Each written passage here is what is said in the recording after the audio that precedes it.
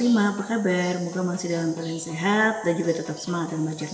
Nah, untuk belajar IPS silakan buka buku kamu halaman 20 ya. Kita akan mempelajari tentang menjelaskan perlawanan bangsa Indonesia terhadap penjajahan bangsa Portugis dan Belanda.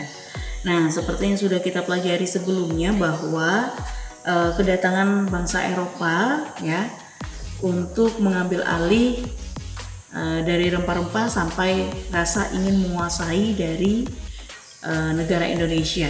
Nah, kalau kita lihat di sini kita akan membahas tentang perlawanan Indonesia terhadap bangsa Portugis dan juga bangsa Belanda. Untuk hari ini kita membahas hanya untuk bangsa Portugis ya. Dan untuk bangsa Belanda nanti kita pertemuan berikutnya. Nah, seperti yang tertera di buku kamu di sana, untuk melawan bangsa Portugis ya, itu ada 3 perlawanan yang dilakukan di beberapa daerah ya. Ada perlawanan Kesultanan Ternate, kemudian perlawanan Kesultanan Demak, dan perlawanan Kesultanan di Aceh. Nah, sebelumnya ya, bangsa Portugis adalah bangsa asing yang pertama kali datang ke Nusantara ya, atau ke Indonesia. Nah, nama dulu Indonesia itu sebutannya Nusantara ya.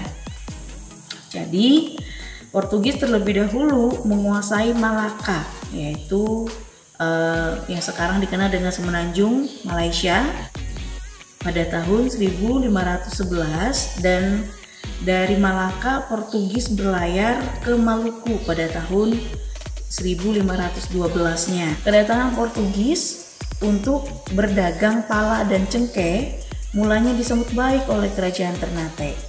Tapi pada tahun 1522 ya, kerajaan Ternate membentuk aliansi dengan Portugis. Kemudian Portugis mendirikan benteng dengan dalih untuk menghindar serangan dari lawan kerajaan Ternate, yaitu kerajaan Tidore. Itu adalah sejarah awal dari masuknya bangsa Portugis ke Indonesia ya.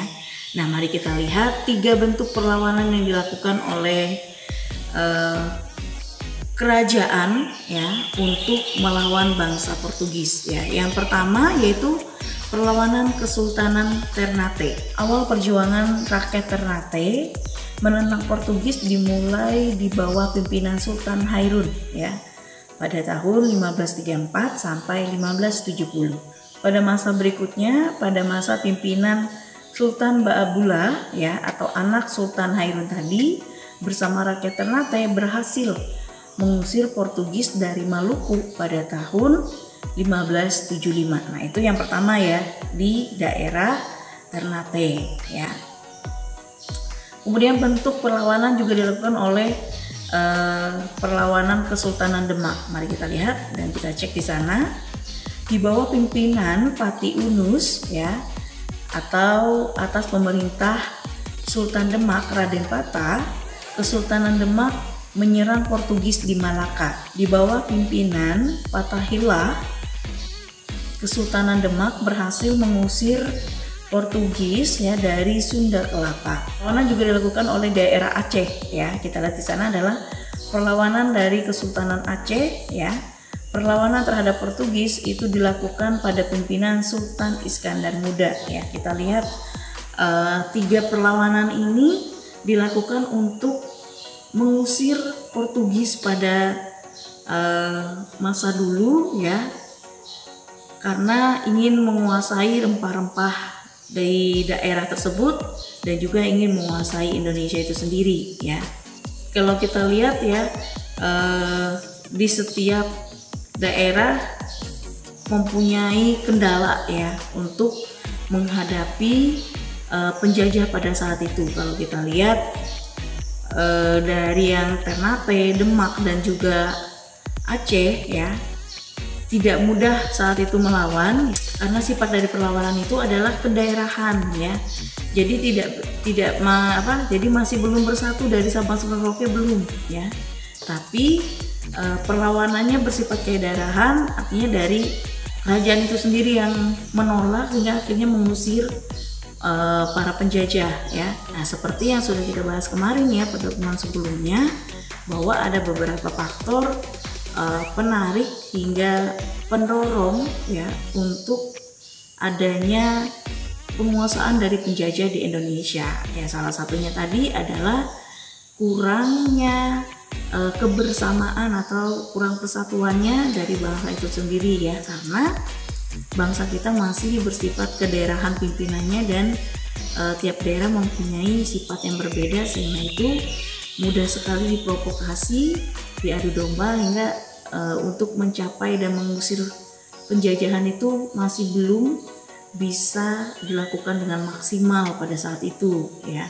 Nah, itu bentuk dari perlawanan masyarakat ya yang ada di Indonesia terhadap penjajahan bangsa Portugis ya. Jadi ingat ada 3 tadi, ada perlawanan dari Ternate, kemudian dari Demak, kemudian juga dari Aceh. Dan harus ingat juga nama-nama pemimpin saat memimpin penyerangan ataupun mengusir dari para penjajah ini ya, karena itu biasanya jadi bahan soal ataupun pertanyaan pada ujian dan lainnya. Nah, gua harap dari apa yang sudah kita bahas tadi bisa kamu tuliskan di buku catatan kamu. Dan untuk kegiatan kamu di rumah, akan kamu kerjakan soalnya adalah tuliskan macam-macam bentuk perlawanan yang dilakukan masyarakat terhadap bangsa Portugis. Oke, silakan dituliskan dan dijawab di buku kamu. Sampai di sini dulu pertemuan kita hari ini. Ingat, tetap sehat, tetap semangat, selalu jalankan protokol kesehatan untuk menjaga kesehatan kita sendiri dan orang-orang di sekitar kita dengan selalu menerapkan 3M, yaitu menggunakan masker, mencuci tangan dengan sabun, dan menjaga jarak. Sampai di sini dan sampai jumpa.